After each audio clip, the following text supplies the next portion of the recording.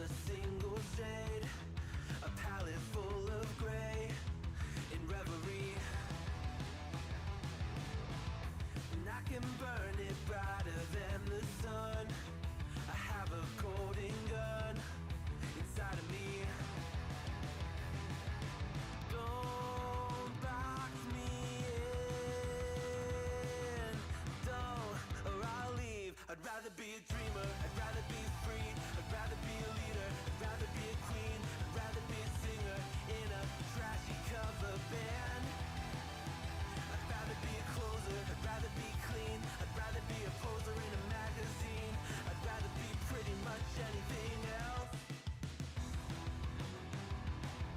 And if I fall behind, ignoring all the signs,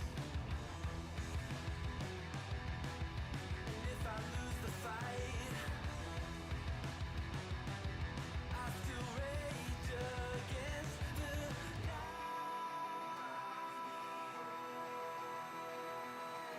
Don't box I'd rather be a dreamer, I'd rather be free, I'd rather be a leader, I'd rather be a queen, I'd rather be a singer in a trashy cover band.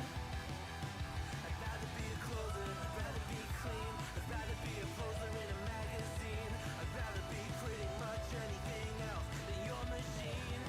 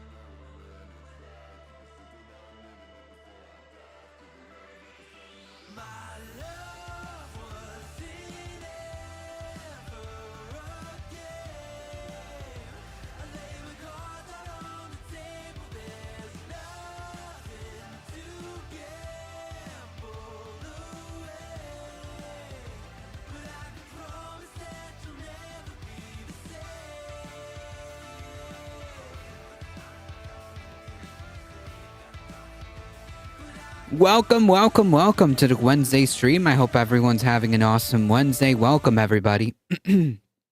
Michael Haster, welcome. Whew. All right, folks, let's get started because it's already running a little late. Thank you all for being here. I appreciate it.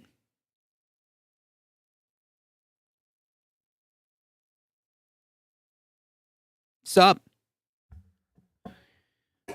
Folks, next month, or really in a couple weeks, so let's say 1, 2, about 2 weeks from now, I will be heading out I'll be heading out on the road to Florida. So the streams during that time. So I plan to be out of here probably Saturday the 15th or maybe Sunday the 16th. So that week, okay, so the 17th through 20th, that week is going to be a bit sparse on the streams. I might do like 1 or 2. So that might be a little sparse. So that's a couple weeks from now, but of course, I'll make another announcement as the date gets closer. So just keep that in mind, and of course, join the Discord if you want to keep up with the channel. That is a way, okay, of keeping up with the channel. Thank you, Michael Haster. So just really quickly running through the gauntlet. Thank you guys for being here. I appreciate it. You guys are what makes this channel go. If you want to support the channel, keep liking the stream on YouTube, okay? It really does help us out. Spread the word. We're here Monday through Thursday, 5 p.m. Eastern Time. If you want to support the channel directly, make sure you hit up that merch store and exclamation mark tip. Also join the, subscribe to the Substack, folks. All right, let's do this. Gotta run through this quickly. Gotta be quick. Gotta be quick, folks.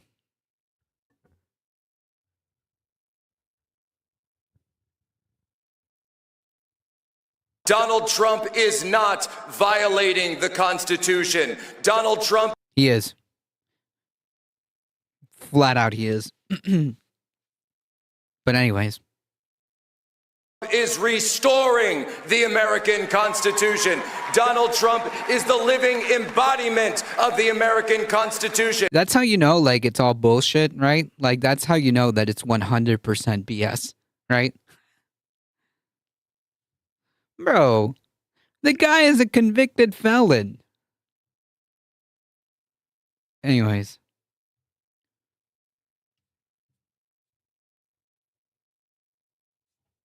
I wonder what the spin is going to be, okay?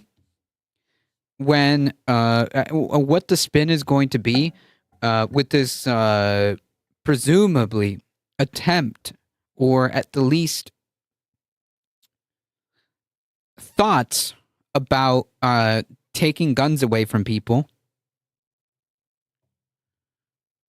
Not because they have some sort of angle about gun safety, not because they want to stop the gun epidemic, but because they're afraid of their political opponents and want to disarm people.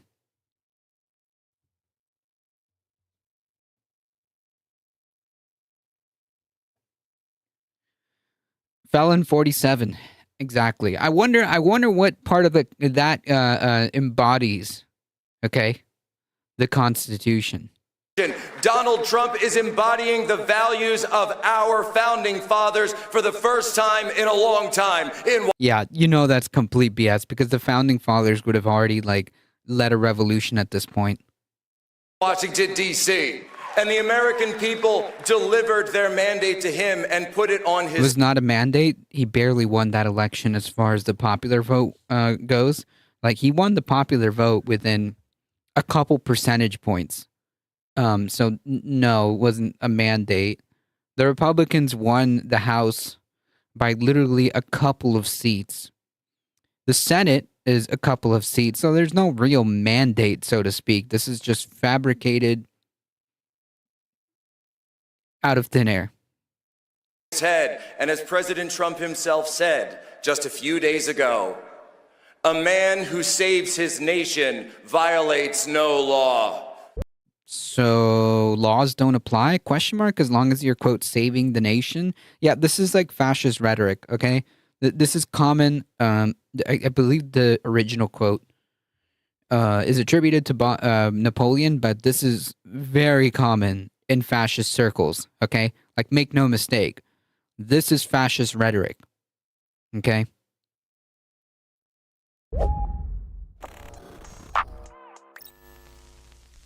That was a snippet from far-right influencer Jack Posobiec's speech at this year's CPAC, and he was reinforcing this idea that Donald Trump is above the law and can do whatever he wants. Now, if what he said right there wasn't explicit enough for you, well, he was even more clear at last year's CPAC. Welcome to the end of democracy.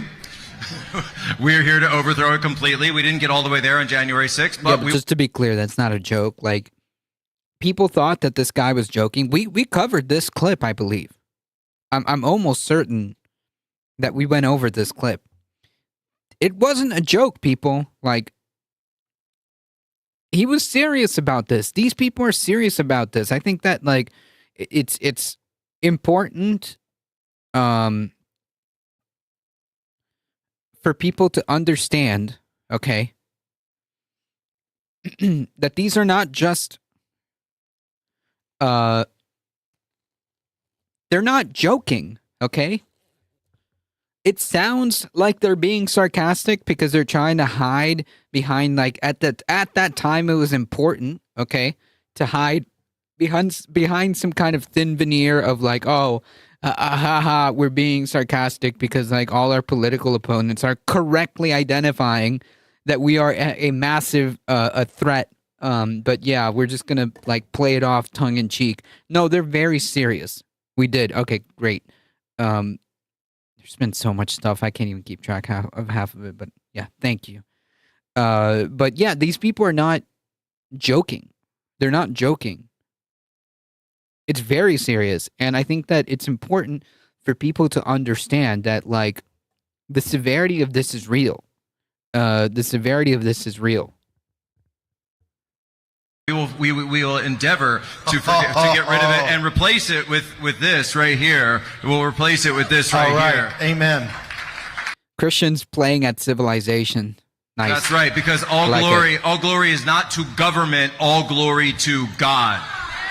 Yeah. Now, it was hard to tell what he was holding up, but it was probably a cross because he was referencing a Christian nationalist form of government where a dictator basically acts as a political pope of sorts and rules by decree based on his interpretation of God's law. And seeing as how 36% of Project 2025 has now been implemented, which is a Christian nationalist manifesto, by the way, it does seem like Jack Posobiec is getting what he wanted.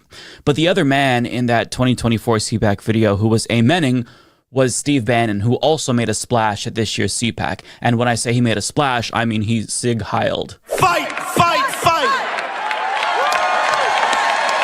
Yeah, like, come on, man. Okay? Come on, man. That is crystal clear. Okay? That is unmistakable. You know, when I saw this video, it reminded me of, like, old, like, mid 1900s. No, well, not mid, like early 1900s, like fascist, commanders, like just Sieg Heiling as the troops walked by. Okay, some images were of like Mussolini, just kind of like giving the fascist salute to his people as they walked by. That's what that reminded me of when I first saw it. Yeah, Sieg Heil.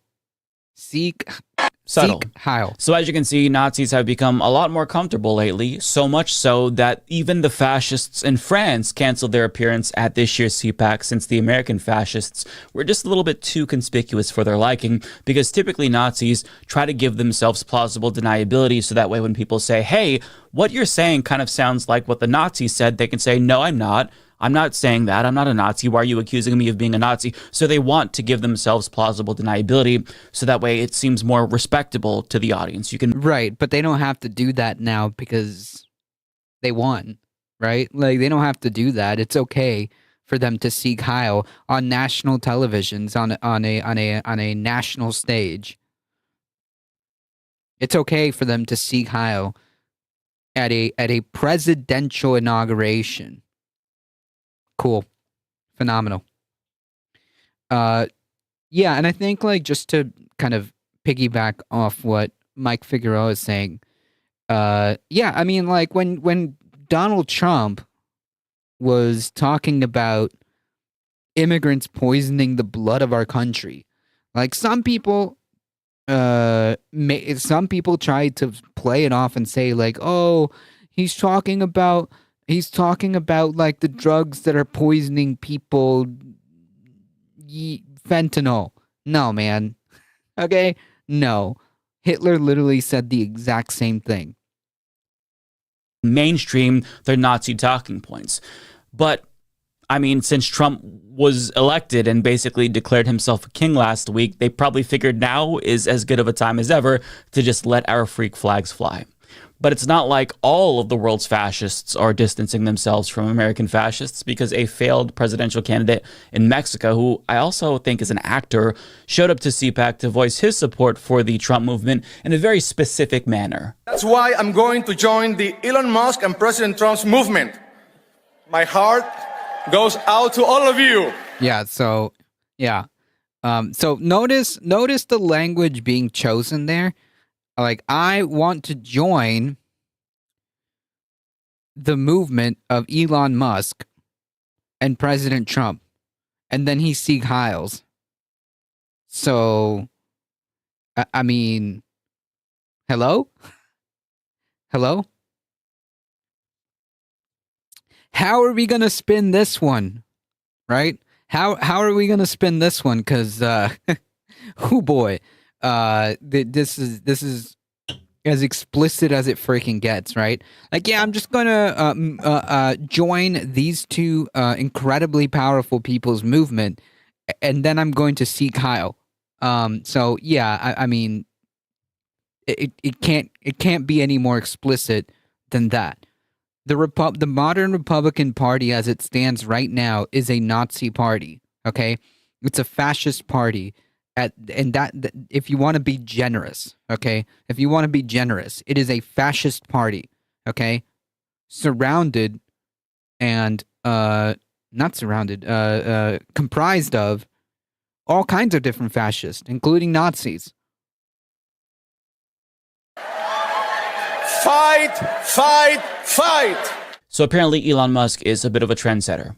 Now, this isn't just happening at political events, by the way. The CEO of a construction company in Idaho took a break from doing Donald Trump's double jerk-off dance move on stage to do not one, but two Sieg Heils. So we need to stop being afraid to call it what it is. MAGA is a modern-day Nazi movement. Yep. And those Nazi declarations aren't occurring in a vacuum. They're taking place in a political climate where our fascist president is following Hitler's playbook almost to a T. Yeah, so again, and like, there's nobody stopping this, right? Like, nobody in that crowd is appalled at like all these like Sieg Heiling freaks.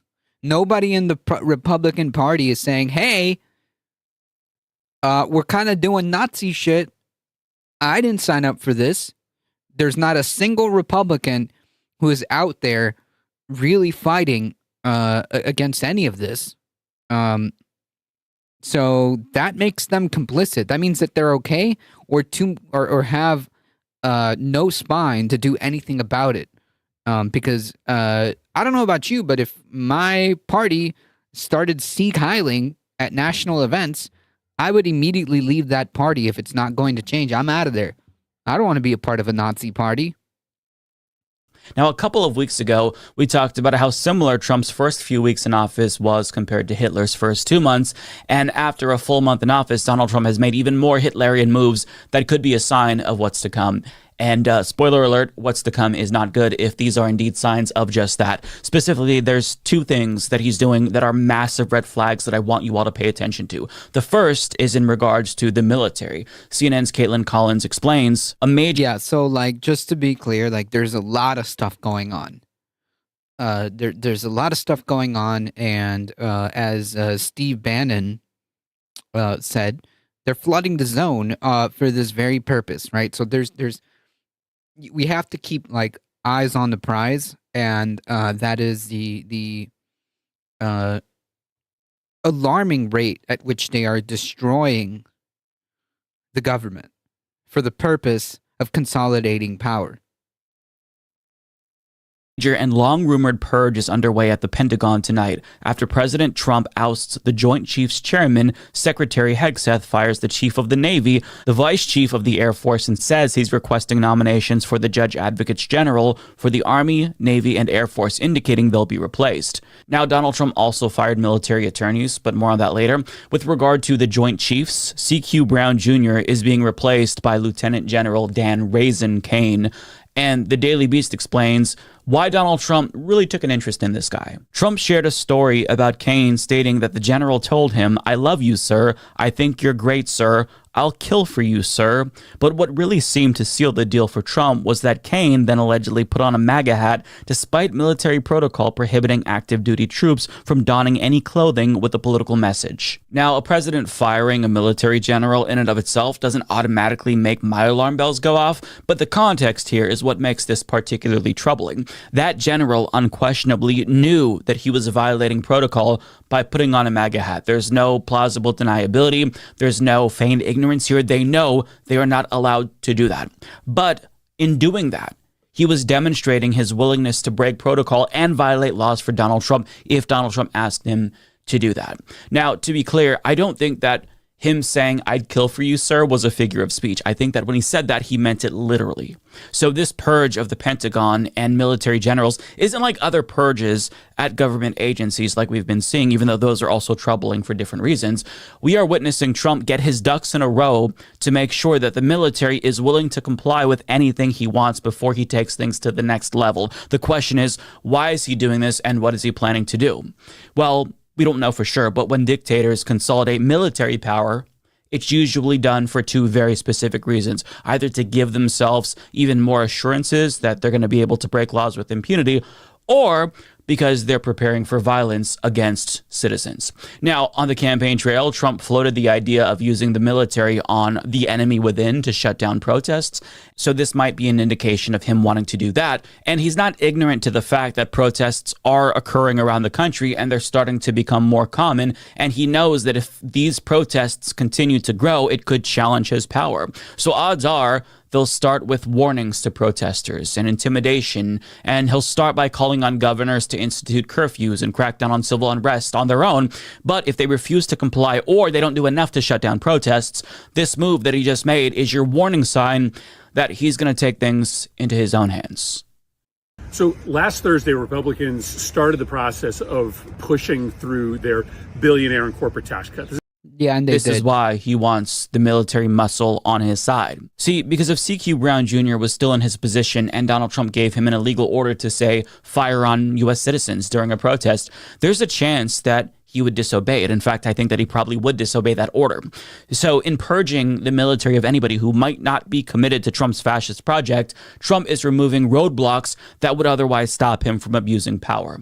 But don't take it from me. Take it from the Secretary of Defense, who admitted that on national television when he was asked why Donald Trump would want to fire military attorneys. For people who may not know, I mean, they give advice to the military about what is lawful and what isn't.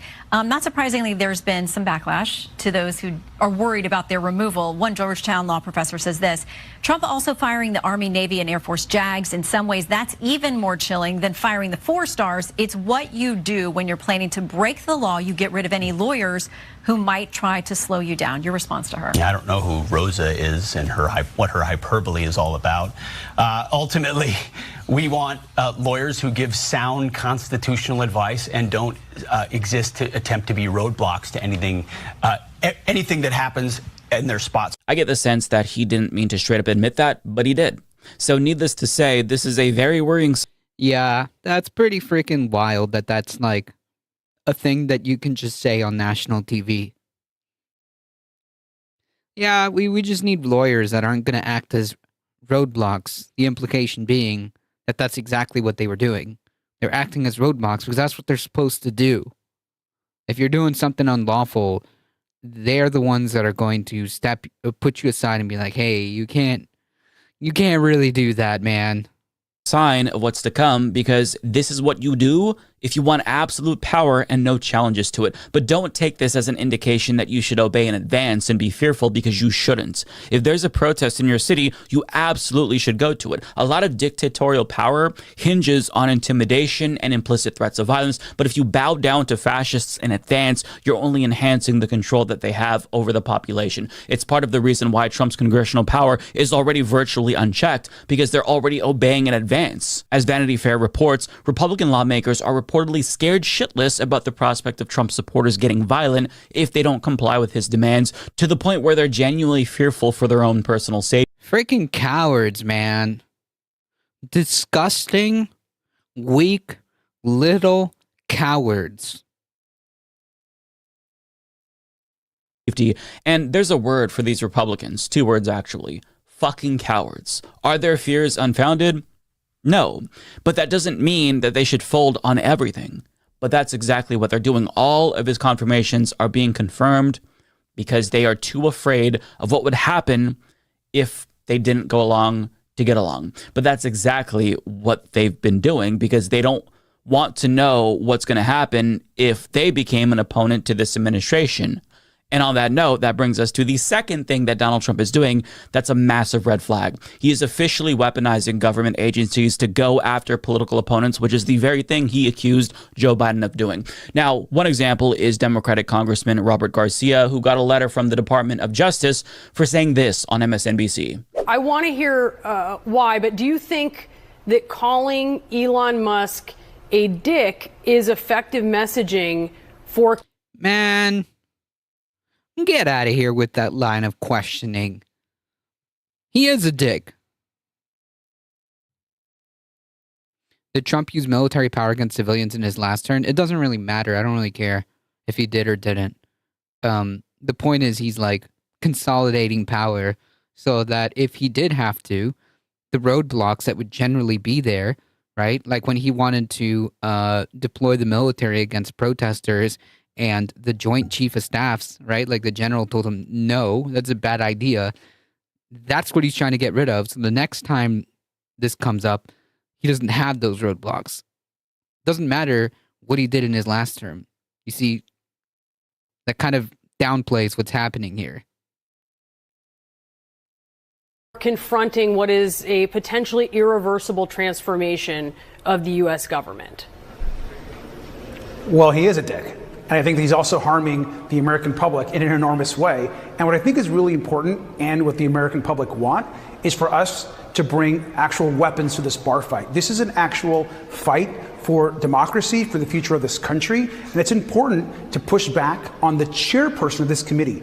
Now, because he used that metaphor on television and called Elon Musk a dick, he got a warning letter from Trump's Justice Department, which reads, "Your comments sound to some like a threat to Mr. Musk, an appointed representative of President Donald Trump, who you called a dick, and government staff who work for him. Their concerns have led to this inquiry. We take threats against public officials very seriously." Now, thankfully, as you can see, Garcia responded to this by saying that he's not going to be silenced, which is exactly how you handle this type of situation. But more and more, the administration is making sure that their critics know that there is going going to be repercussions for anyone that speaks out, or if you refuse to comply with his unconstitutional demands, they're going to come after you too. And there's another example. So as Politico reports, the Department of Education launched a probe into the state of Maine just hours after their governor had a testy exchange with Donald Trump and wouldn't say whether or not she would comply with his discriminatory transports ban. And listen carefully to what he says during this exchange. The NCAA has complied immediately, by the way. That's good. But I understand Maine.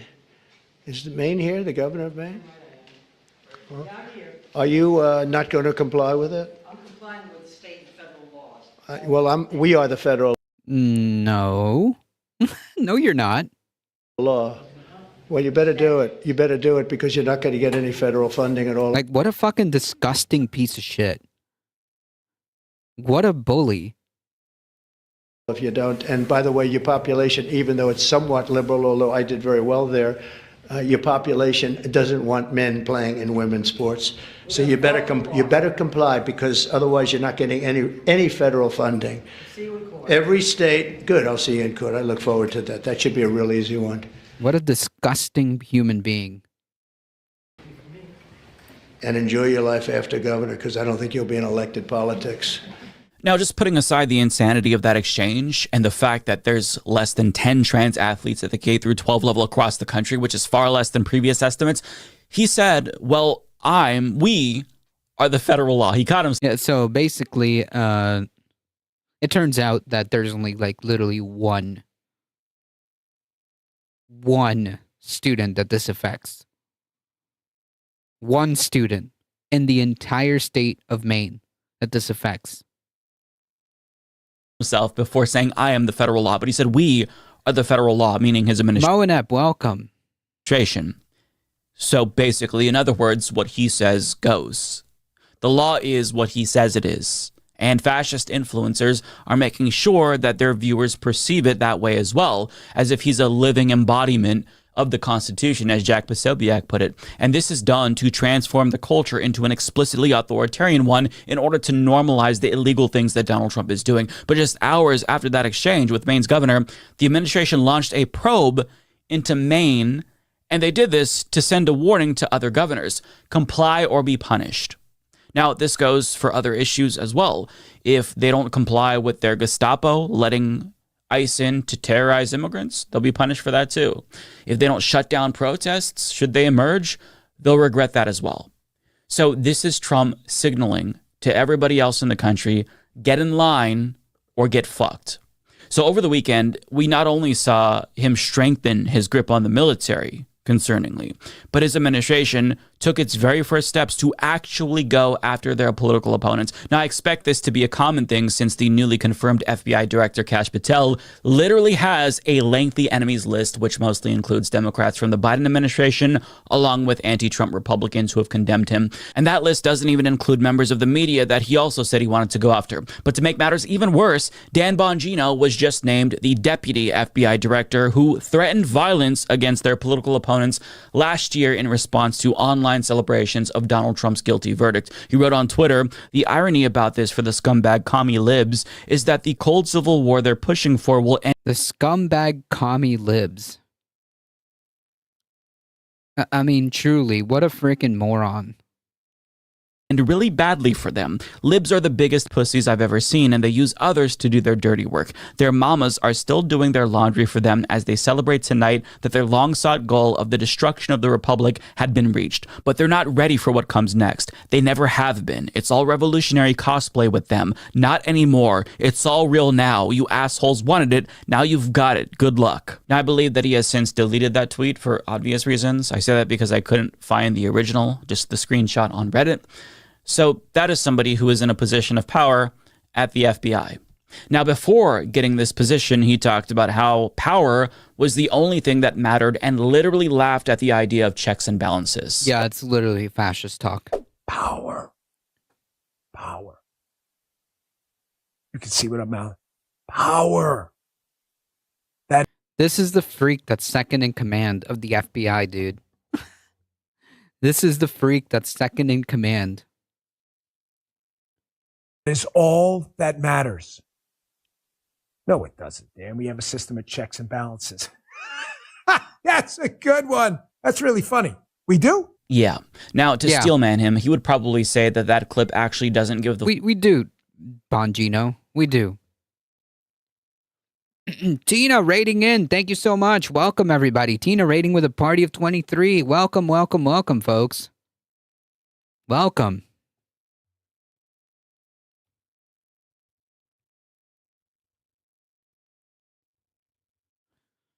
Thank you all for being here. Folks, if you have not seen me before, I am A Difficult Truth. We do the news. We do the politics. We're here Monday through Thursday about 5 p.m. Eastern time. Thank you. Thank you, Tina. I hope you had a wonderful stream. Folks, if you haven't done so, please go show some support to Tina. Twitch.tv/Tina_2. Go show some support. Thank you so much for bringing your wonderful folks over here. I appreciate it. And if you enjoy the content, you enjoy your stay here, then just smack that follow button. I appreciate you guys. Welcome indeed. The full context, and he was referring to how Democrats eroded checks and balances by weaponizing the government against Donald Trump, which is why the idea of checks and balances was so laughable to him, because Democrats did it first. But to that, I would say that's horseshit. It's bullshit, and he knows it. Biden's agencies acted independently, hence why his own Department of Justice investigated his own fucking son. In fact, you could argue that Biden's agencies were too soft on his political opponents, because had Merrick Garland actually did his fucking job, Trump would be in a prison cell right now instead of the Oval Office. But this is what Republicans do. They falsely claim that Democrats did a bad thing to give themselves a justification in the future to do the bad thing themselves, because every accusation is projection to these people. But the silver lining here out of all of this is that fascists are deeply incompetent and genuinely fucking stupid, and they're all power hungry to their own detriment. And I say that because there's already signs of a power struggle emerging within Trump's administration. For example, Elon Musk sent a letter to federal employees demanding that they explain 5 things that they accomplished over the last week. Squirrel on film. I like that username. And a failure to respond to that would be taken as a sign of resignation. Kash Patel, however, told FBI staffers to just ignore Musk's email, and he said that the FBI conducts their own evaluations independent of DOJ. Now, put aside the fact for a moment that it's so insane that federal workers have to respond to an unelected billionaire to keep their jobs, but like Elon Musk has not responded well to anybody who tried to challenge his supremacy within this administration, and whenever it's happened, Donald Trump sided with him over everybody else. The problem here is that he can't easily dispose of somebody like Patel, because there is literally nobody else in the country who's as sycophantic as Patel who would do what Trump wants in the FBI. So the problem is you can't necessarily take an explicit stance against Patel here. You kind of have to just let them fight and stay out of it if you want things to remain peachy. But this is a sign that the cracks are already starting to emerge. And I feel like the infighting here was always inevitable, because you're putting so many narcissists who are power hungry in one administration, and things are bound to unravel at some point. But I'm not naive enough to say that all of this infighting is enough to save the republic, because at the end of the day, the buck still stops with Trump, and the amount of power he's consolidated for himself in such a short amount of time is truly unprecedented. And the window of time between wondering when it's time to get out and not being able to leave is usually very small, if history is any indication. So what you can do now is resist, but also come up with an exit plan before it's too late, because things are going in one direction specifically, and we need to see the red flags so that way we're not caught off guard when things start to get a lot worse in this country.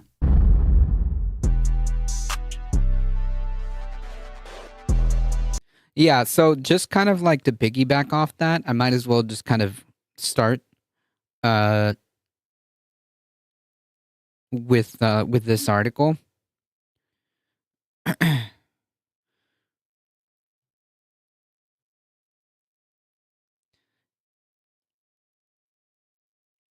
Raise your hand if you've seen this before. Trump administration threatens undocumented immigrants who fail to join the registry, a list, if you will, with jail time and fines. The Trump administration is threatening to punish some immigrants in the U.S. illegally with criminal penalties, including jail time and fines, if they fail to sign up for a government registry, as it ramps up its far-reaching immigration crackdown. A move announced on yesterday, by the Department of Homeland Security applies to immigrants over the age of 13 who are in the U.S. unlawfully and who have not submitted fingerprints or registered with the federal government. I mean, like, seriously, the next step would be to have them wear a specific item that would identify that they are illegal immigrants. Some would say that maybe it doesn't have to be star shaped in nature. But we're skipping a hop away from having people wear armbands. Nazi, I know what that is. The Trump administration said it would give those who have not registered, a chance to join the registry through an online form that is yet to be published. Failure to do so could result in criminal prosecution. Administration officials framed Tuesday's announcement as a way to encourage unauthorized immigrants to self-deport. Cool. By enforcing a law they say have been previously ignored by Democratic and Republican administrations. President Trump and Secretary Noem have sent a clear message for those in the country illegally. Leave now.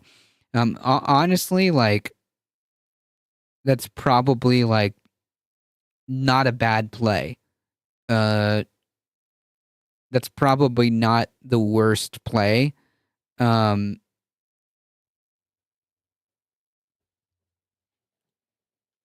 Because these people are talking about putting people on lists, and we're talking about concentration camps being opened in Guantanamo Bay.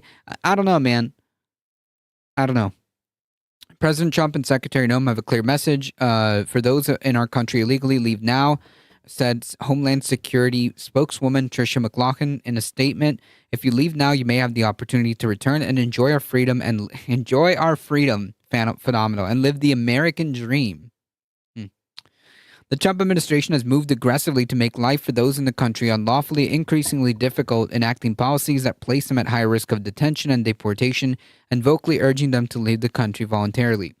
The registry requirement specifically applies to unauthorized immigrants 14 or older who have been in the U.S. for more than 30 days without submitting fingerprints to officials or registering with the government by filing certain immigration applications.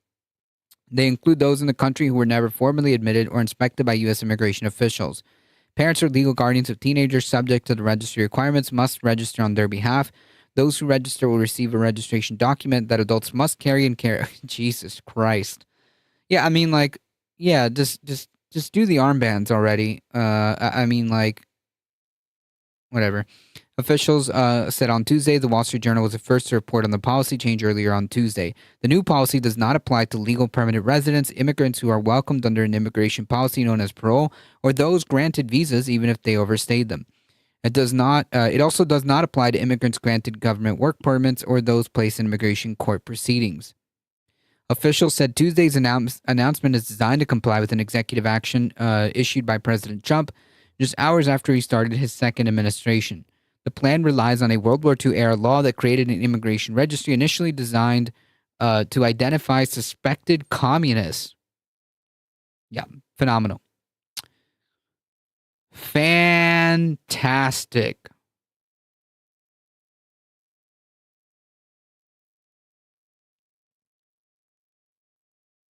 Nothing alarming about the McCarthy era, right? A little gift from the McCarthy era.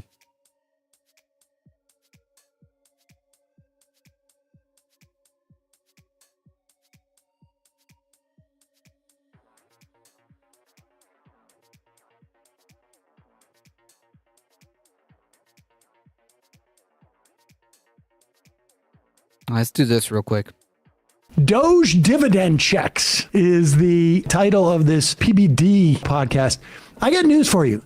There ain't going to be Doge dividend checks.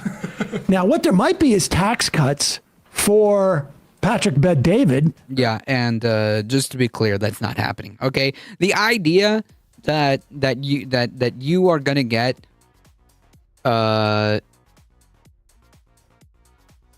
that you are going to get $5,000 from Doge is absurd. Okay, not a thing that's happening. Not a thing that's going to happen. Heat, how's it going?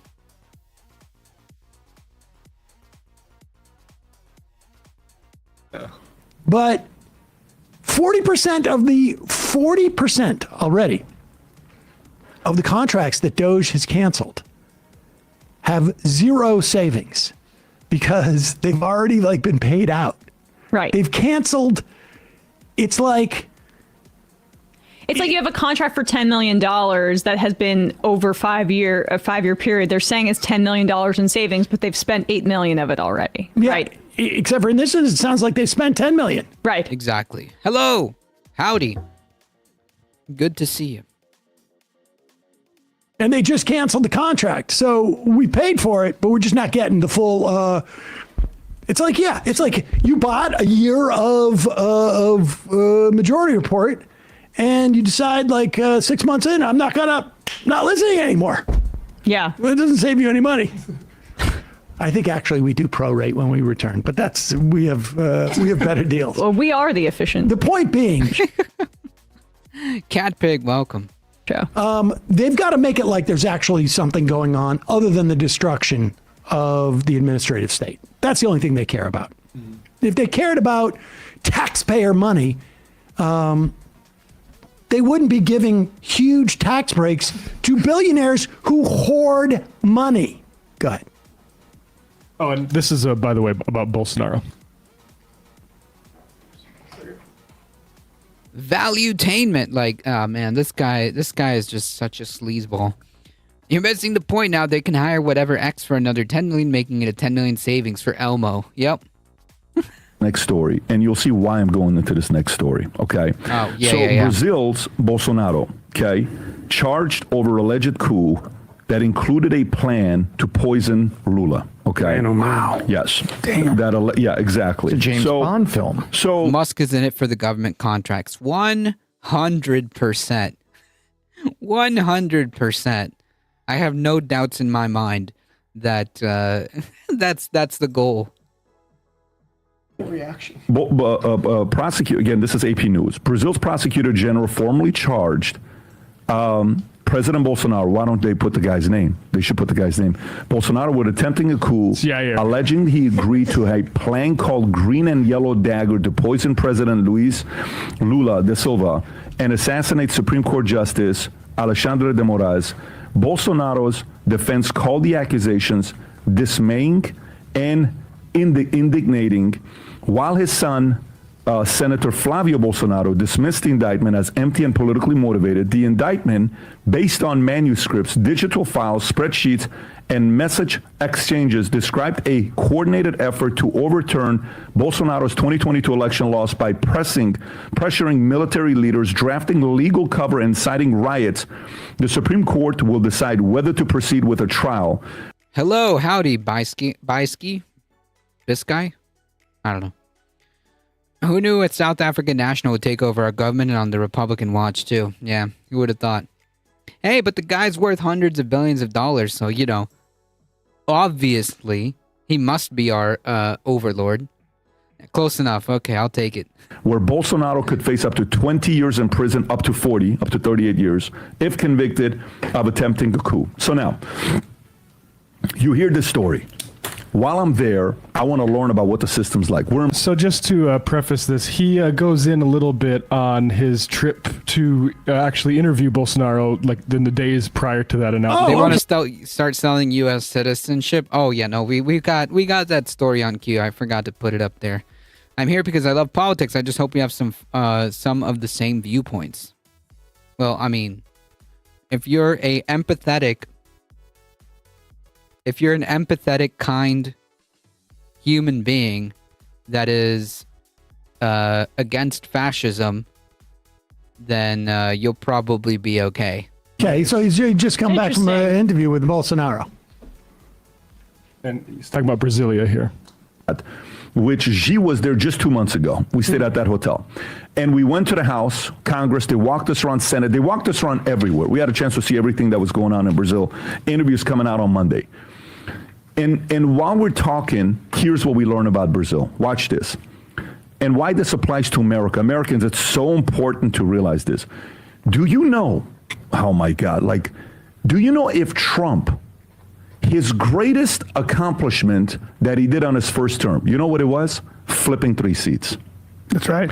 When he flipped 3 seats, you can call it luck, you can call it whatever. We were debating this, Brandon, a power, hand of God. You can call it whatever you want. Obama had 8 years. He flipped 1 seat. Trump had 4 years, flipped 3 seats, and one of the years was COVID here. Okay, all right. And he flipped 3 seats. He's talking about the Supreme Court because he's leaving out the part so far where Bolsonaro wasn't just in the plot trying to poison Lula. There was also a plot to assassinate via firearm one of the Supreme Court justices. Also, like, how did you think that was going to happen? Like, that's literally like one of them passed away. One of them, the only reason he was allowed to do that was because the Senate Majority Leader Mitch McConnell blocked the way it was supposed to go. So yeah, I mean, what are y'all talking about? We're just dunking on a clown on PPD, the PPD podcast. We're just getting in dunks at this clown's expense. Justices. So this is what he's getting at here. So he's erasing the fact that Mitch McConnell just basically refused to use the Senate procedures that had been allowed prior to that to confirm Merrick Garland. Well, he wouldn't even hold a hearing. He wouldn't even hold a hearing, which is right. Right. This is exactly what I was saying. Right now, it's about Supreme Court justices, the U.S. Supreme Court. Correct. Because the Democrats, right, they changed the rules after that, right? Well, he wouldn't hold. No. He just decided he was going to break every PBD is so dumb. True. I like talking about the U.S. He claimed 9.5 months out from the election that you should not hold a hearing for a new Supreme Court justice. You should wait until after the election. However, they confirmed Amy Coney Barrett, the third of the seats, 3 weeks. Right. Before the election. Ruth Bader Ginsburg had died right in the fall before the 2020 election. Yep. And just to note, President Bolsonaro was already tied to a political assassination of Marielle Franco in 2019. So where there's a lot of smoke here. Yeah. So wait a sec. So he's saying he amazingly flipped 3 seats. First of all, Mitch McConnell did it. Yeah. But go ahead. You're talking about Supreme Court seats. Okay, gotcha. Now here we have how many seats? 9. When he flipped at the end of his term, what was the number? Was it 6-3, Tom, or was it 5-4 at the end of his term? Biden? No, conservatives to liberals. Yes. No, I think it was 6-3. Jesus Christ.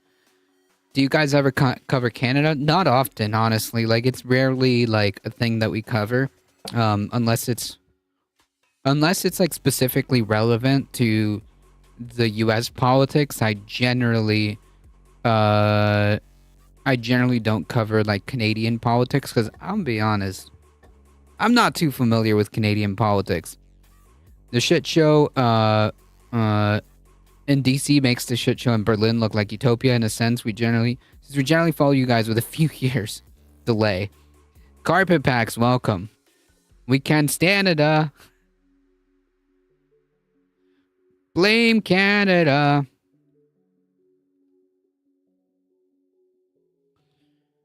Let's see if I did that. Awesome. Yeah, you should, if you're actually interested in Canadian news, definitely check out the Rational National.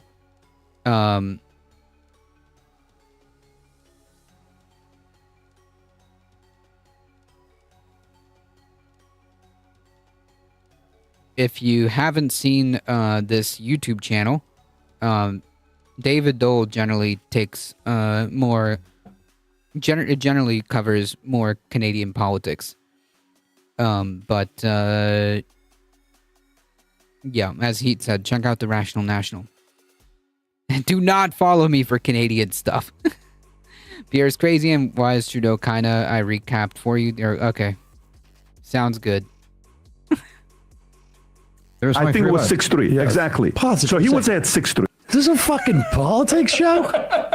Are you serious? You also don't talk about the Supreme Court. That's why everyone's confused, because flipping seats is when you're referring to the I thought he was saying, like, wait a second, did 3 people... Cognizant, welcome. Okay, but I also like the U.S. stuff. By the way, I'm Canadian. Switch parties? Welcome either way. Obama apparently only flipped 1 seat in 8 years on the Democratic side. Flip a seat. How do you flip the seat? Like... Yeah. I mean, you flip it when the Supreme Court justice flips right into a coffin. I assassinated 3 Supreme Court justices and put in a new one. Okay, go ahead. So this is what Bolsonaro's trying to do by flipping a seat, flipping, what he the should have trigger.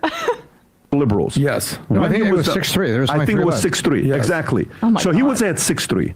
The next term, if you guys remember this, what did they try to do to Trump? Pack the cords. Do you remember? No, Kamala Harris talked about pack the cords. But do you remember when Colorado was the first state to come out and say what? And you're We're like, Pat, removing this is him a from big the deal. This is a ballot. big deal. Off we the want, ballot. We That's want to right. remove Took him him off the ballot. Then other states started coming in and saying what? Yeah, we're going to do it to you. Yeah, we're going to do it to you. Yeah, we're going to Yeah, do why though? Because the 14th Amendment has that clause where if you engage or incite insurrectionary behavior, if you coddle enemies, if you give comfort to insurrectionists, then you would not be allowed to run, because that makes absolute sense. Why would you want somebody who's inciting an insurrection to be able to run for president?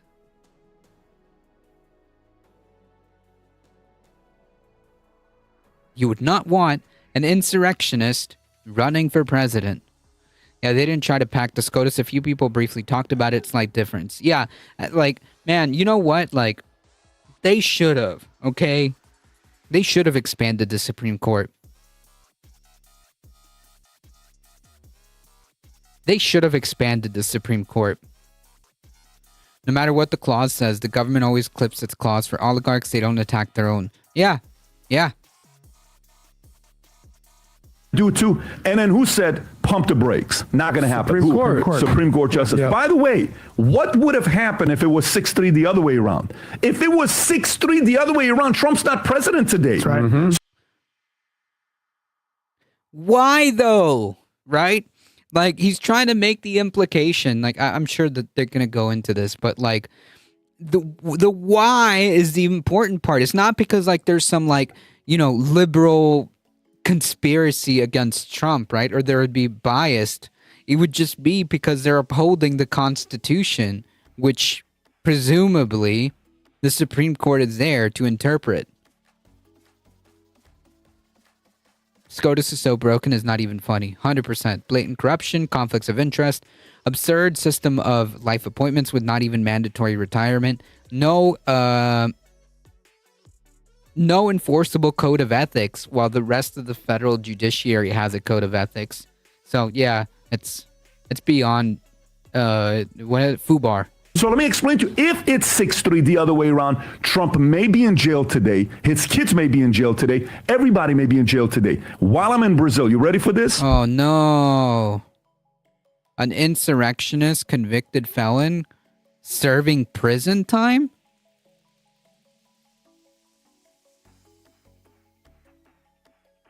In 2016, Trump wins election. They call Bolsonaro the Trumpers Brazil. He wins in 2018. They've both been married 3 times. They both have 3 kids from their first wife, one from the second, one from the third. Both of them. Okay. Pause it for 1 second. Bolsonaro. Did Bolsonaro What does this have to do with anything? What does this have to do with anything?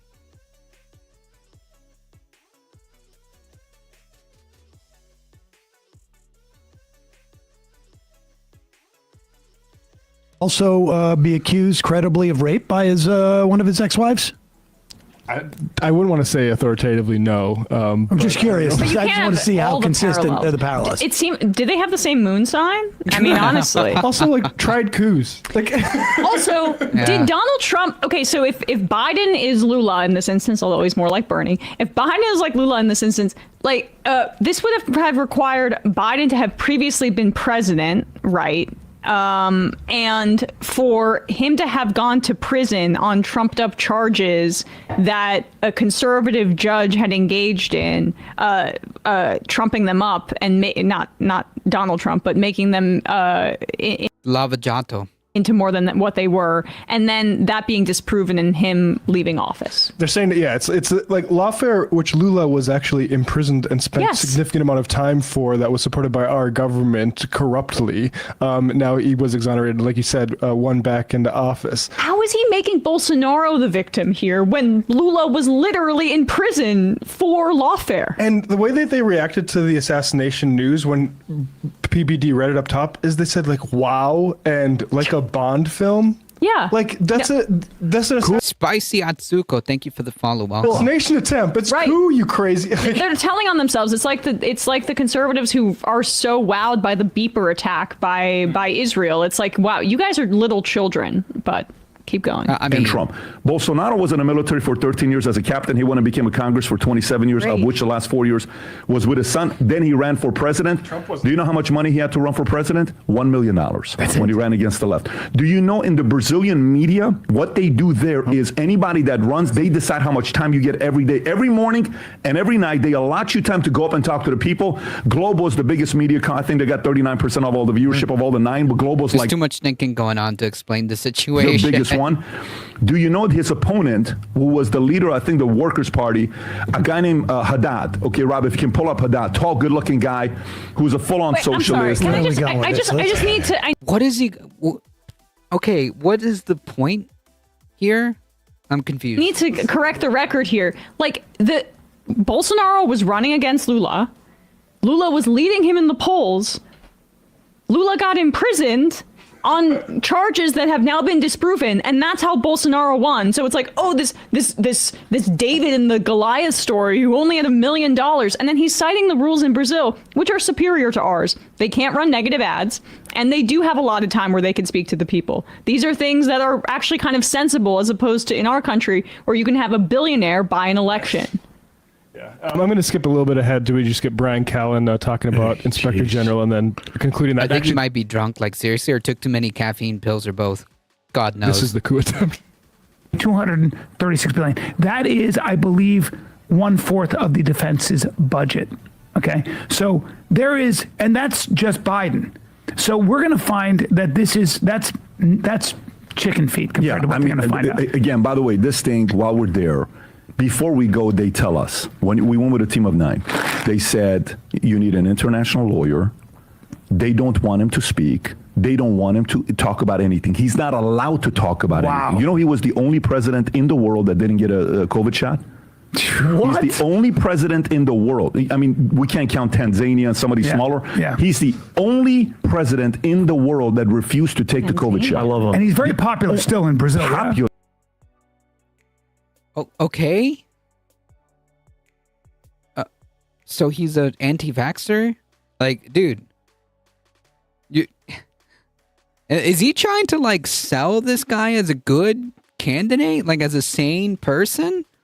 I agree with James from the internet. Just turn your brain off for the next 4 years, and life will make much more sense. He can't even walk outside, guys. He can't go anywhere. And so this is a form of a coup, isn't it? There we go. Oh, it's a form of a coup. He's not in power. He also tried to stay in power. Can we just? So he was in speaking of the not vaccinated, he was in the hospital like half of all the time we're speaking of with different. Ailments. There was a big when they had a meeting. We thought like, oh yeah, with COVID too. I think that's when that clip of Michael laughing so hard. That's exactly what it was. Yeah, it was. Yeah. He's not the picture of health Bolsonaro. He's in the hospital more than he's not. I'm sorry. I sent a 24-second thing cold. I have no idea if this is funny, but like apparently Bolsonaro gave PBD a gift.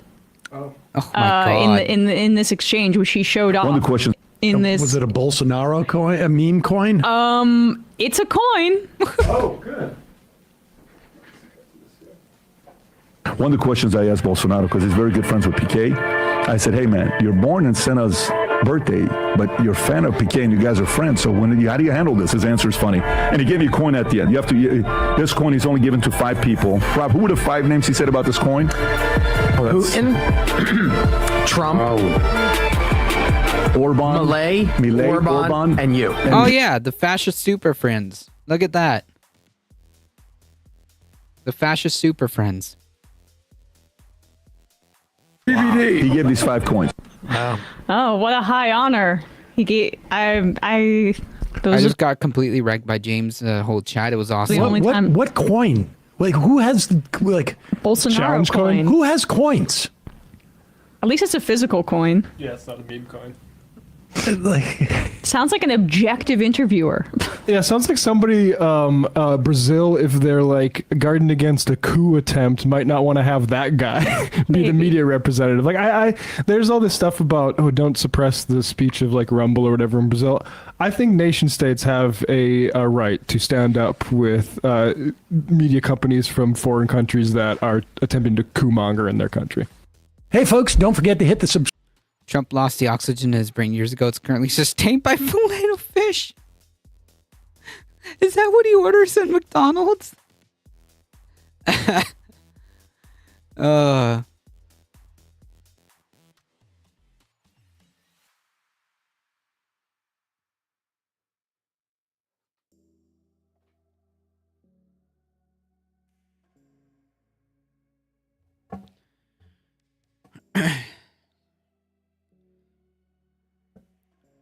Taking a gamble ordering a filet of fish at McDonald's.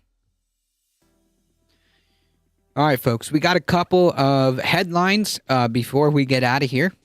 So we got a couple of headlines. Trump, the most absurd one, I think this was brought by and Diet Coke Bubbles by actually I'll just do it right here. Craleo yesterday. We just didn't get the time to go over it, but this was brought to our attention by Craleo. Trump floats $5 million gold card as a route to U.S. citizenship, if you're wealthy, of course, $5 million. U.S. President Trump on yesterday, floated the idea of replacing a visa program for foreign investors with the so-called gold card that would be bought. This is, I mean, like, dude, this is like the next freaking Trump scam, okay? Like, this guy just moves on from scam to scam to scam. It's actually amazing. Trump told reporters that he will replace the EB-5 immigrant investor visa program, which allows foreign investors with large sums of money that create or preserve U.S. jobs to become permanent residents, with the so-called, quote, gold card. The EB-5 program grants green cards to foreigners promising to invest in U.S. businesses. We're going to be selling a gold card. We're going to be putting a price on that card of about $5 million. Not only buy platinum. It's only going to give you, green card privileges, plus it's going to be a route to American citizenship, and wealthy people would be coming into our country to buy this card. So wait a minute. Couldn't you just get, like, the green card? Okay. Trump added it is possible Russian oligarchs could qualify for the gold card. When asked about a journalist if those would be eligible, he said, yes, possibly. I know some Russian oligarchs that are very nice people.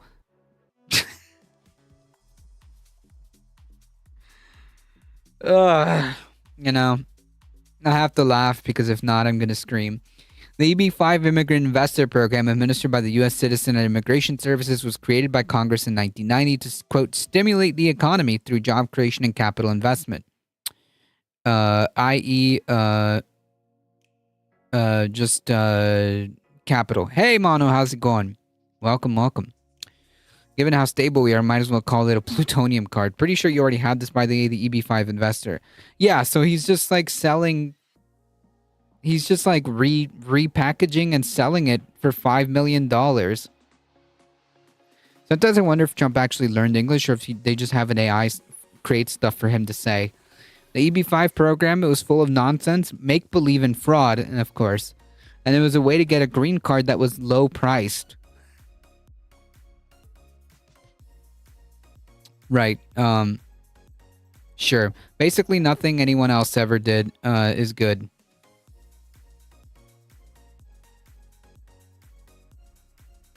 It's just a collector's item. Yep. My president is good, though. Yeah, exactly. Like, never mind about, like, any of these programs here. Like, when I do it, it's okay. We're going to replace it with the Trump Gold Card. Commerce Secretary Howard Lutnick told reporters. Unclear how this is going to work, but yeah, because it's gold.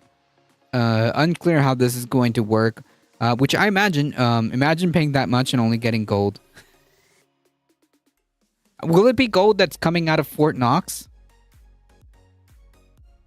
I'm diamond rated. There you go. This is just so absurd, man. It's just so absurd, so absurd.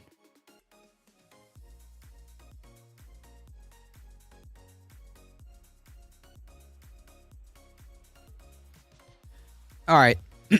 Really quickly, we're going to go through this one. House Republicans hit the brakes on town halls after blowback over Trump cuts.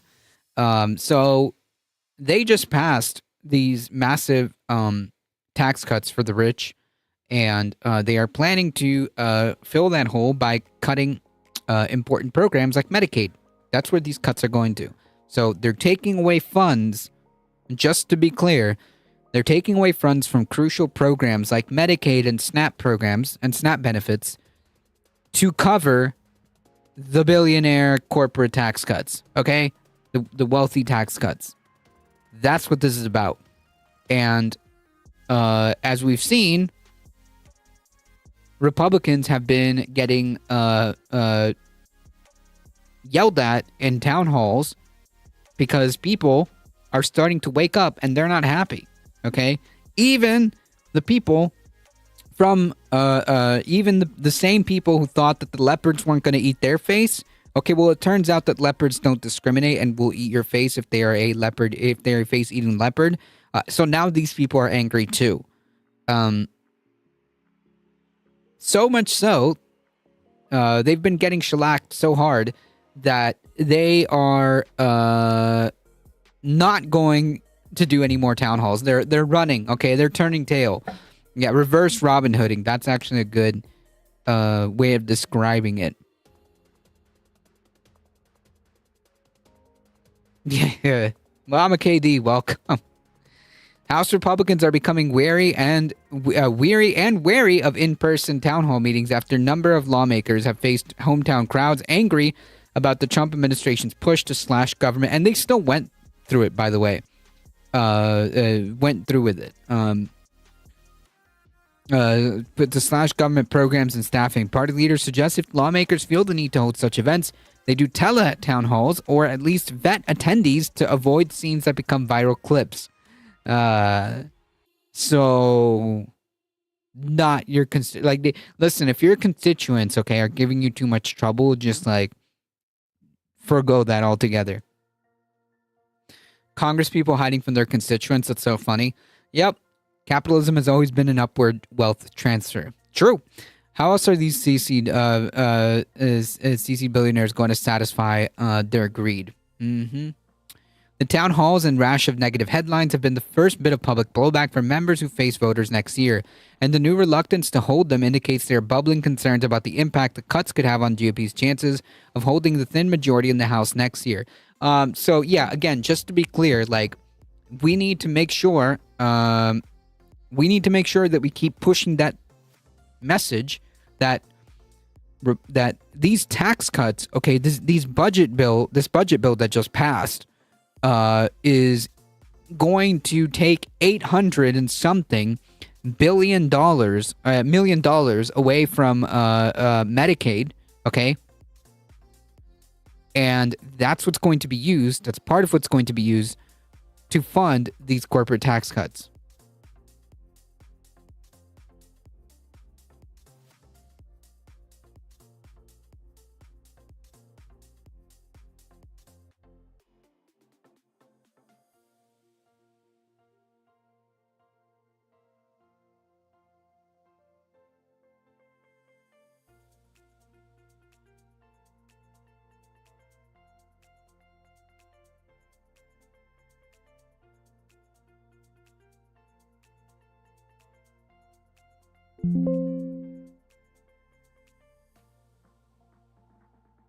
Oh, billions? You had it right. Give me some of them.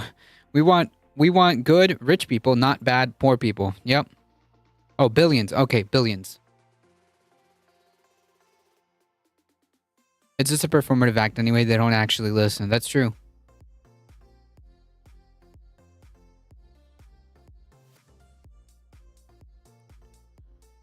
The GOP-led House is trying to enact deeper spending and tax cuts through legislation that could add as much as $4.5 trillion to the national debt over the next decade, but much of the attention is focused on billionaire Elon Musk, the face of President Trump's effort to unilaterally eliminate jobs, contracts, and grants. Musk, who is a special government employee, advising Trump did not require Senate confirmation to take his temporary seat. Obviously, we're very aware of those headlines. A Republican National Committee official familiar said with the dynamics said, "I don't know what that a specific edict is coming down from high that they need to stop or anything, but a message I believe has been clearly sent that this narrative should end very soon. Probably the best way for that is to turn tail. No more town halls. Elon Musk's work has the administration support. Period.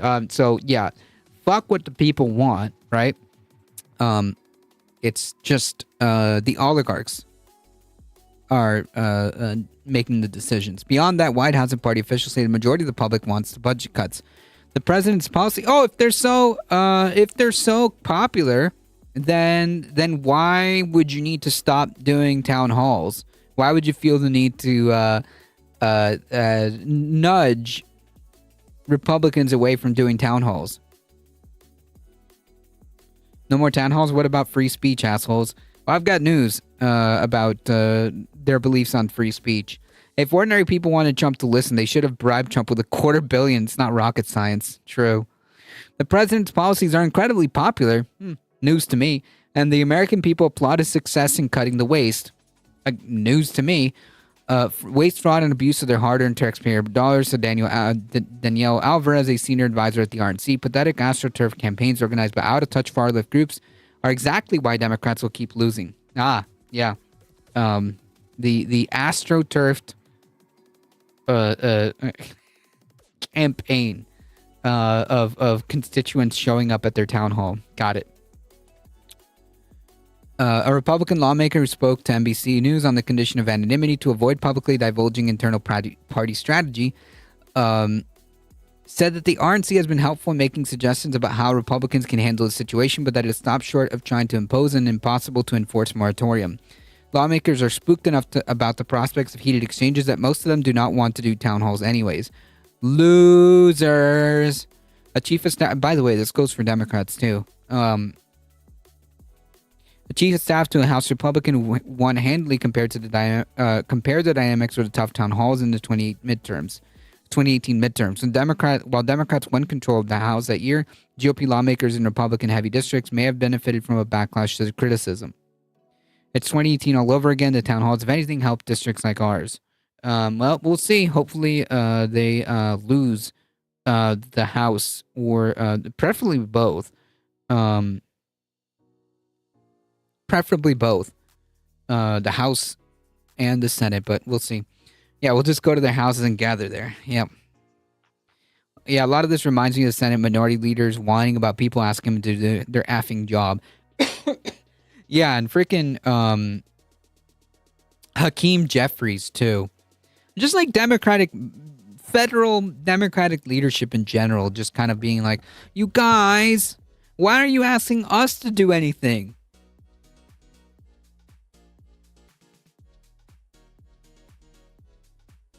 Why are you asking us to do anything? My brethren in Christ, you are the opposition party, supposedly. Bernie's having his own town halls, big numbers too. Yes, yeah. Bernie is doing the Lord's work right now, and going across the country, trying to unite people against this fascist takeover. Because that's, from what I gather,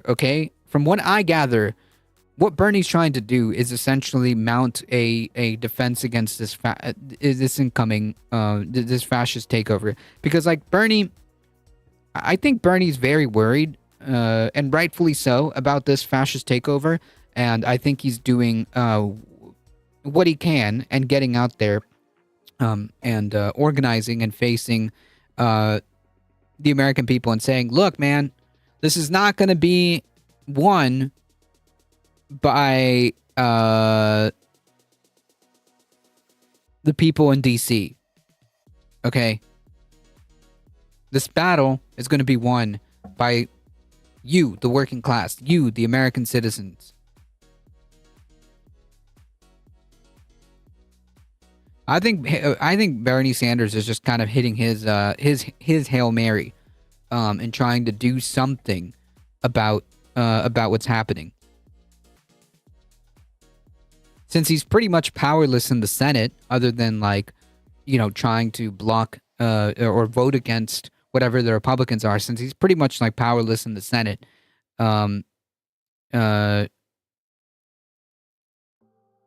he's going out there on this anti-fascist tour to try to get the word out and make the case to the American people about how dangerous and bad this has actually gotten.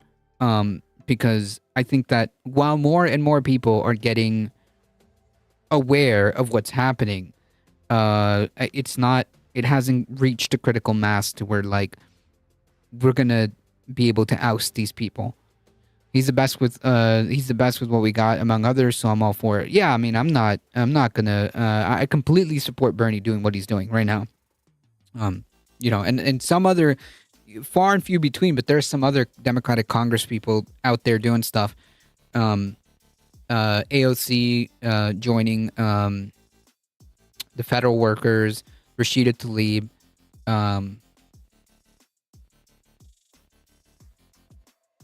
we need more of this. Ilhan Omar, yep, she was with the federal workers too, I think. She was at the rally, at the protest, with the federal workers too. And us, okay? We have a job to do too, okay? And that all depends on what you can do. But we all have a responsibility, no matter how big or how small we think we are. We all have a responsibility. If you can be an organizer for a protest, if you participate in a protest, if you share on social media, it doesn't matter. Anything is important now more than ever. Okay, now more than ever. Even if you're just sharing stuff on social media constantly, okay, about what protests are happening. Like, for example, the 50-51 movement. There's another protest planned on the 4th.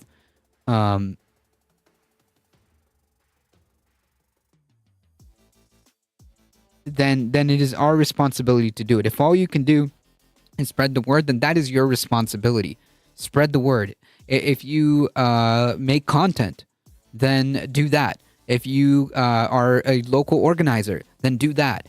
I mean, like, everything is, it's really all hands on deck. And it's really going to come down to us. We protect us, and it's up to us, because clearly the people in DC are not, they're not doing jack crap. A lot of other things to do, like boycotting certain companies. Yeah, anything that you can do. It is your responsibility to do so, even if that means spreading the word about what companies you can boycott.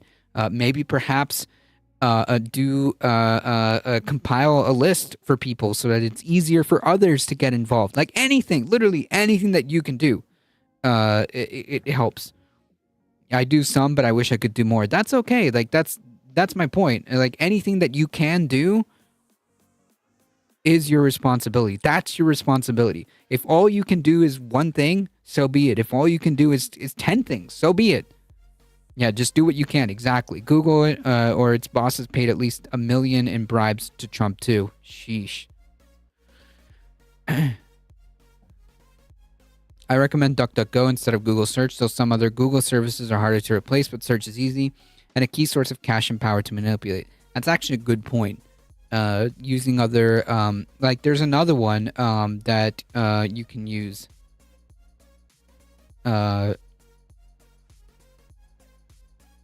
like this.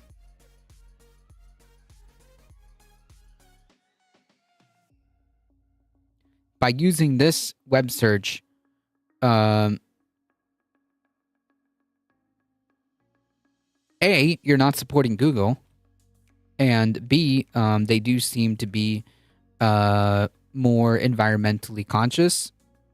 The point being is that there are things alternatives, I should say.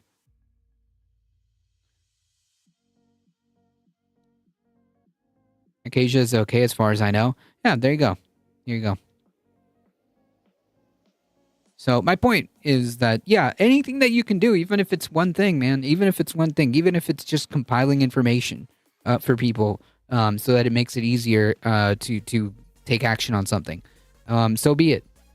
So, you know, don't beat yourself up if you can't do more. Just do what you can. Every little thing helps. Exactly. That's exactly my point. Every little thing helps, and it's up to us. And do be kind to yourself, guys. Times are hard on all of us. Yep. Avoid buying from Amazon if it's reasonably possible. Yeah, that's true.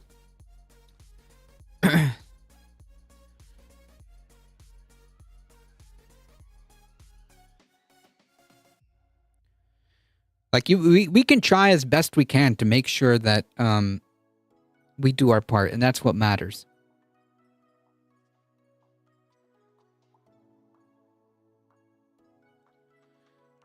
EPA moves to ditch, finding that greenhouse gases cause harm because, of course. Why not? Up is down, left is right. We live in an upside-down world. The EPA will move to reverse its 2009 declaration that greenhouse gases endanger human health and welfare, which they do. Greenhouse gases, by definition, just sit in a room with fossil fuels, okay, and see how long you last in a room of fossil fuels, okay, in a room full of greenhouse gases like methane or say CO2. You will not. There is a possibility of you becoming unalived if you do that. Don't do that. Just because the harm of CO2 has been proven for more than half a century doesn't mean. Yeah, exactly. 3 people was granted. The EPA will move to reverse its 2009 declaration of greenhouse gas endangers human health and welfare, a step that would threaten most major climate regulations and make it harder for the future presidents to enact new ones. Fantastic. 3 people granted anonymity to discuss the actions that EPA Administrator Lee Zeldin has recommended to the White House that the agency overhaul the findings which underpins all Clean Air Act climate regulations. Cool. The action, which was first reported by the Washington Post, represents President Trump's most aggressive action to date to wipe out the federal effort to combat climate change, which he repeatedly labeled as a hoax despite soaring global temperatures and vast body of scientific evidence that is fueling disasters around the globe. Trump has long sought to undermine the science of man-made warming that is at the heart of the endangerment finding. The concept of global warming was created by and for the Chinese in order to make U.S. manufacturing non-competitive, he said on Twitter, 2012. It is unclear. Yeah, this is where the Chinese hoax thing comes from. It's unclear exactly how Trump's EPA will seek to unwind the landmark finding, said 3 people familiar with the plans who were granted anonymity to share details, but of not yet the final decisions. They all expect to reject the bedrock justification for regulating greenhouse gas emissions in some fashion to give agencies freer rein to dismantle climate rules. Zeldin said his recommendation to the White House last week. Sent his recommendation to the White House last week. 2 of those people said. One person said called it for a formal ruling. The recommendation is now part of a wider review that includes the White House Office Management and Budget, said the other person. That person said the White House is still weighing how far it's willing to go to attack the foundational science underlining the endangerment finding, a step that would generate political and public backlash. I mean, like, literally 1984, okay? War is peace. Freedom is slavery. They were trying to answer a very narrow question, which was, does it make policy sense? Said the person referencing the conversation with the administration officials. The next round is more complicated, which is, do we want to spend time on it? pursuing a change, whether an overhaul or a modest amount of change, is going to cost political capital, and it's not going to be free. Yeah, I mean, like, when people just start, like, getting,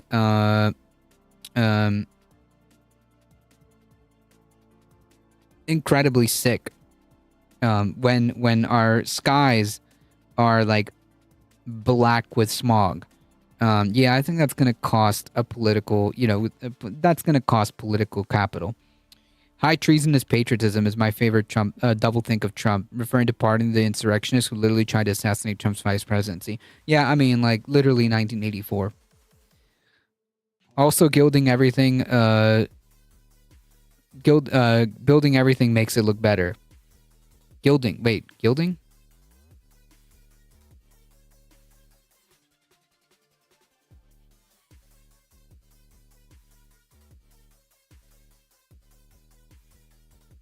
Oh.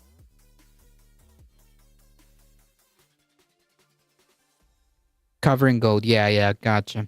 I had to take a 5-second cheat, okay? I took 5 seconds to cheat and look it up. Under my laws, trying to violently overthrow democracy is high treason. I don't know the U.S. legal definition. I'm not a lawyer. Close, Cadian, close.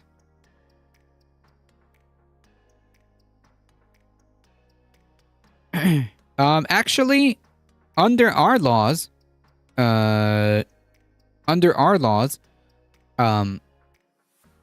you would be charged with sedition. So, yeah.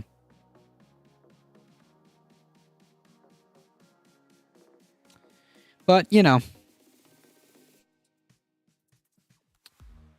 as Carpe said,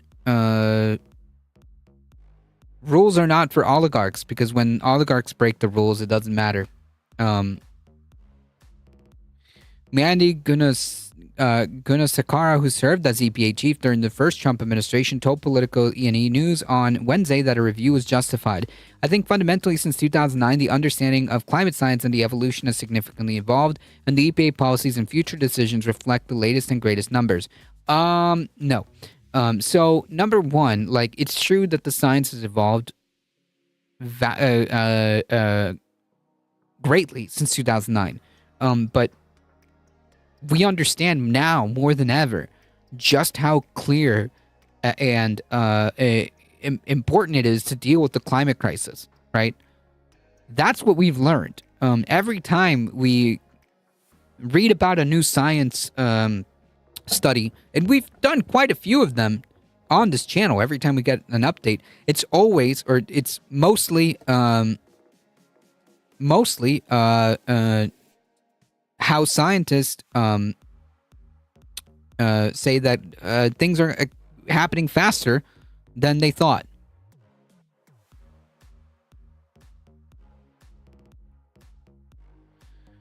European here, just adding to the conversation that I'm genuinely scared as F about what's been happening the past month. Yeah, us too. Thank you for the solidarity, but us too. So yeah, I don't. It's not great. It's not great. Whilst I'm actually seriously concerned about. I'm actually seriously concerned he may invade Greenland. While Greenland is technically not in the EU, I mean, come on, we're not just going to stand by while Denmark is attacked, and just because it's a piece of Denmark, that is not in the EU. Firefly, welcome. Long time no see. Welcome back. Welcome.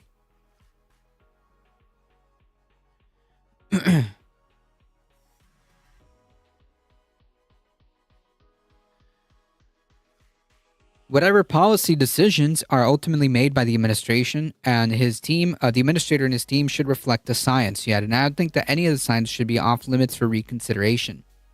Yeah, whatever.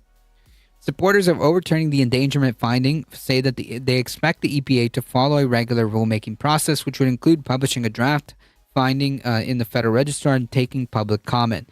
Yeah, I think we need to dispense with like this idea that things are going to happen the normal way, like through procedure. I mean, if it does, great. But Trump is not really known for that, right? Like the rules, he doesn't like that, any of that. Bonzilla gifting a tier 1 sub. Thank you so much. I appreciate it. And a Western superpower and Moscow teaming up to carve a country to the rest of Russia. Where did I see that one before? I think it's the procedure they have to take, said Steve Malloy, who worked on Trump's transition team, first transition team, and is on board of the Heartland Institute, an anti-climate advocacy group. Cool. Fantastic. Hopefully, hopefully that will be done as quickly as possible. The Obama EPA spent 11 months developing the endangerment finding, and Malloy said that it might take the Trump team longer than that. The first step, he said, would be for the EPA to assemble new scientific advisory boards to replace the ones it disbanded last month. And then it will be litigated, perhaps all the way to the Supreme Court. Who knows? Massachusetts versus EPA may even come down, he said, referring to the landmark Supreme Court decision that led greenhouse gases to be regulated under the Clean Air Act. The possibilities are endless. That's phenomenal. That's cool. Yeah. That's very reassuring. Environmental groups quickly blasted the news on Wednesday, indicated they will fight it in court. This decision ignores science and the law, said Dave Doniger, senior strategist and attorney for climate and energy at the National Natural Resource Defense Council, said in a statement, abdicating the EPA's clear legal duty to curb climate-changing pollution only makes sense if you consider who would benefit: the oil, coal, and gas magnates who had handed the president millions of dollars in campaign contributions. Vicky Paton, the Environmental Defense Fund's general counsel, said any move to undo the finding would be reckless, unlawful, and ignore the EPA's fundamental responsibility to protect Americans from destructive climate pollution. We will vigorously oppose it. If the EPA ultimately undoes its Obama-era finding, the agency would lose a key part of its legal justification for regulating carbon dioxide or any other climate pollutants from most sources, including cars, trucks, and fossil fuel burning plants. Cool. I can feel the love in this chat room tonight. However, such an action would attract inevitable legal challenges from environmental groups and Democratic-led states. The overwhelming consensus among researchers is the scientific evidence that greenhouse gases drive climate change and threaten human welfare has only grown stronger in the past decade and a half, and any attempt by the EPA to reverse course may be laughed out of court. Yeah, I mean, like under circumstances, normal circumstances, I would say that that's true. But,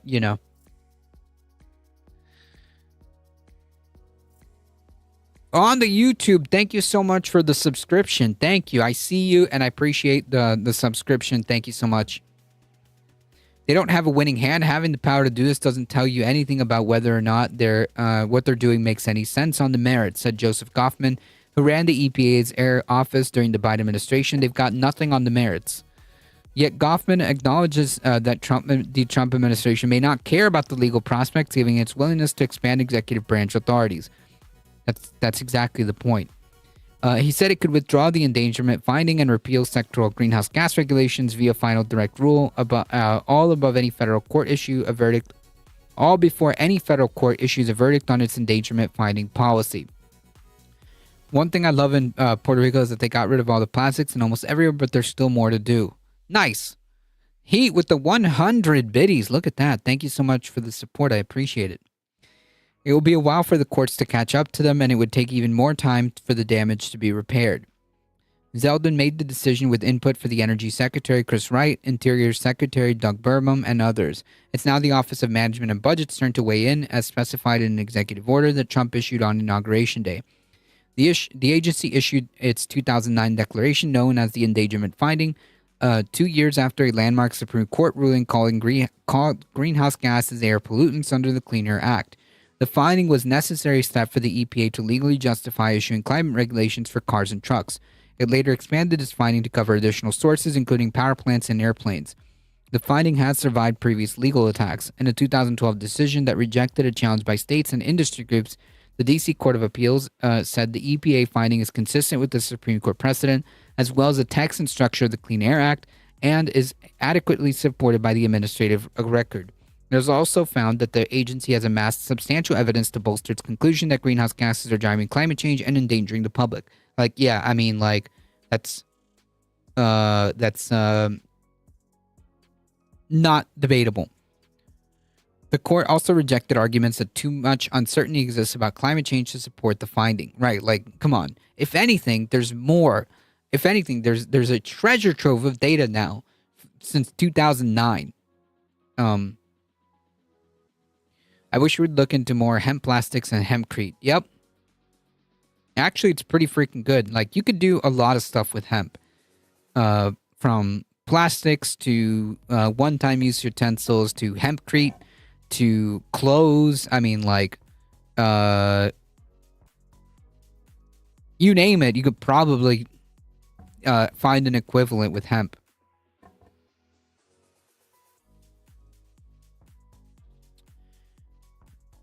That hempcrete is no joke. We absolutely should. Yep. Housing crisis, no more. Cannabis really is an incredible plant. Yep. It is. There's lots and lots of uses.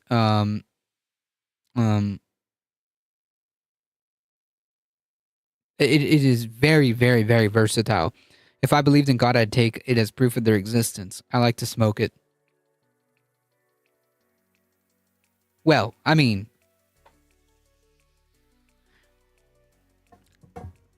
if I may, the burning bush that Moses was talking to, if I had to take a guess, that was not no ordinary burning bush that started speaking to him and issuing him commandments, okay? I'm just speculating, okay? I'm just saying. I just found out about this hemp plastic. That is amazing. Yep. That he was hallucinating.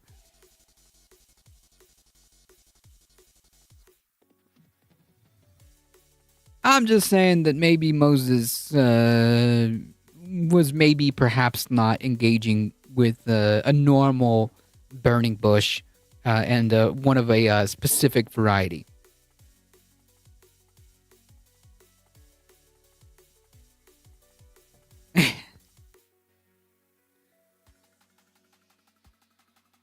Subsequently, attempts to overturn the endangerment finding similarly fell flat. During Trump's first term, the EPA rejected several petitions seeking to undo the endangerment finding, as did the Biden administration.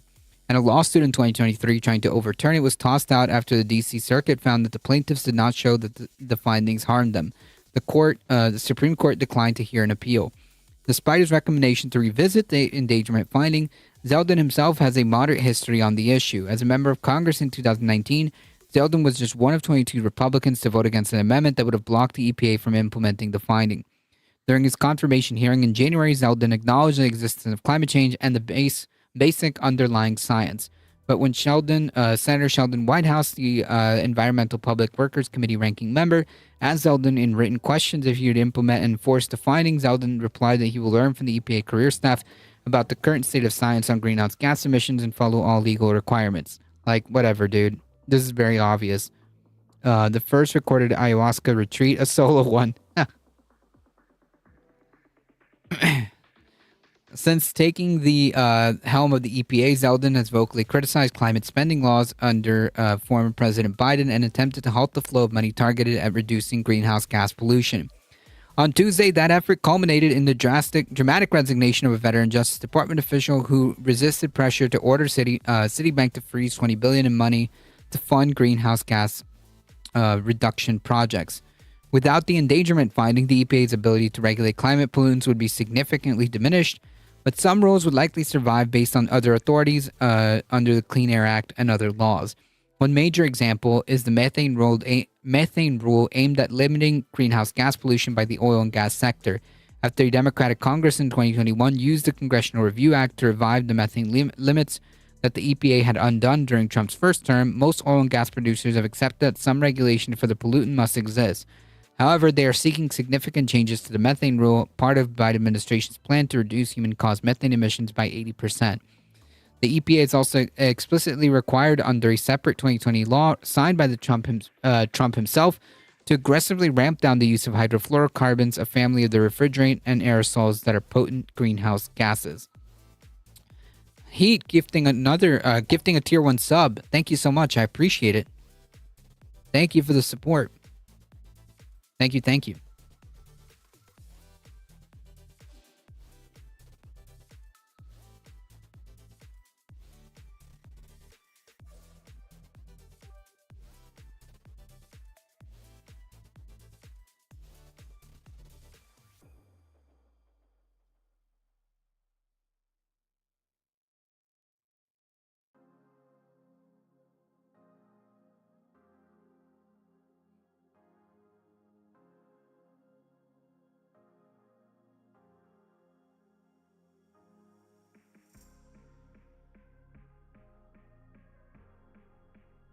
All right, folks.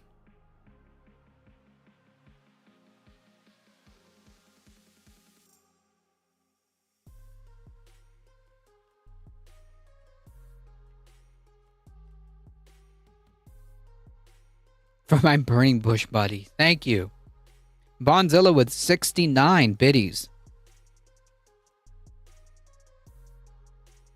Nice.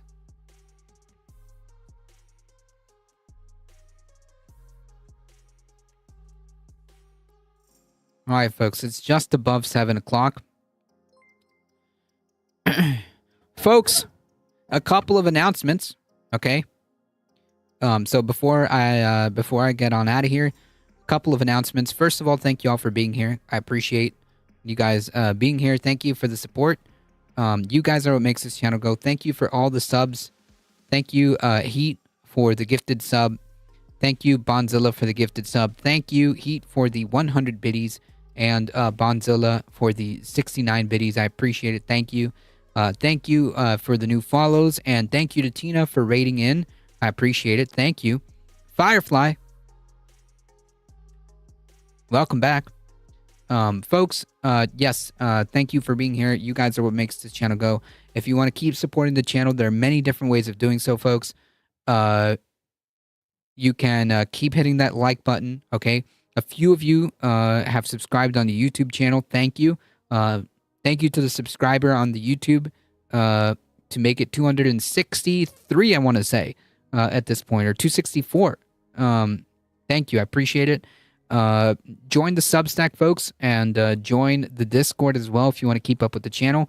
If you want to support the channel directly, there are other ways of doing it. You can also check out the merch store and hitting the exclamation mark tip. I appreciate it. Look, another subscriber on YouTube. Thank you. I appreciate it. Look at that. 266.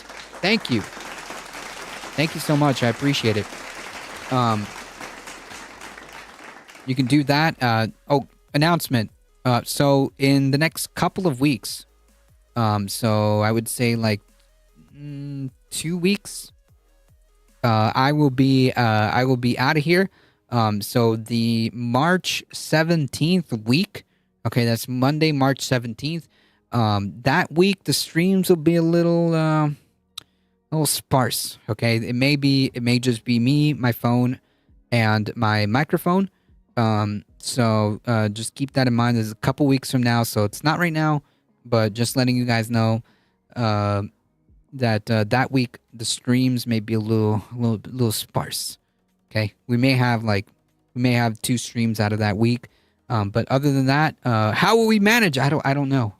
I don't know, Chad. I'm giving you 3 weeks to 4 weeks to figure it out or something. I can't count. Yeah, about 3. To figure it out. Yeah, pre-record the show. There you go. I'll just pre-record a whole bunch of stuff, and so you can do that. By the way, you can do that. We won't. I know. You guys will be all right. As it gets closer, I'll make another mention of it. Thank you all for being here. I appreciate it. Thank you, Michael Hasser. Thank you, Heat. Thank you, Mono, for modding the chat. I appreciate it. We'll be back tomorrow at 5 p.m. Eastern Time. Thank you. Once again, huge shout out and thank you to Tina. Appreciate it. Please go check out her channel and go show some support. I appreciate it. Oh, that's not it. There you go. Thank you all for being here again. This channel doesn't go without you guys. I appreciate it. As always, please stay safe. Please take care of each other. I love you all, and I hope to see you guys in the next one tomorrow around 5 p.m. Eastern Time. Yeah, go follow Tina. Sharpie Diesel, hey! Got a MR chatter. Welcome. Thank you so much. I appreciate you being here. Thank you all. As always, please stay safe. Please take care of each other. I love you all, and I hope to see you guys in the next one tomorrow, 5 p.m. Eastern Time. See ya!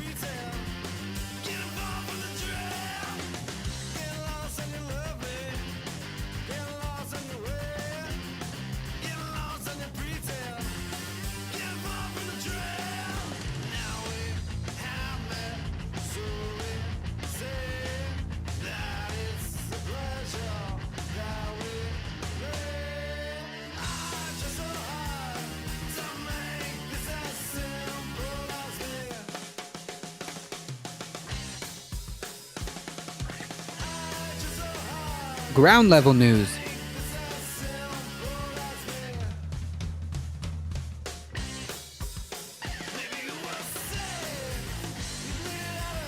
All right, hang tight, everyone. We're heading out in 5, 4, 3, 2, 1. Bye-bye.